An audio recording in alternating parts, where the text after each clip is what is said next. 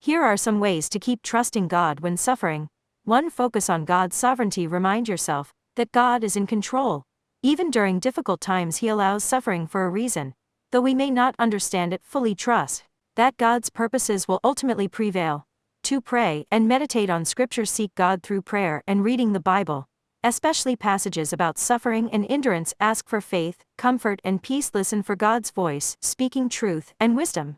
3. Consider God's perspective. God sees the big picture that we cannot see. What seems like suffering now may serve a greater good in God's plan. Trust that God's purposes are good, even if they are mysterious. 4. Remember past deliverances. Reflect on times God has brought you through hardship before. This can strengthen your confidence that God will sustain you through present struggles as well. 5. Find purpose in your pain. Ask God how He wants to use your suffering for good.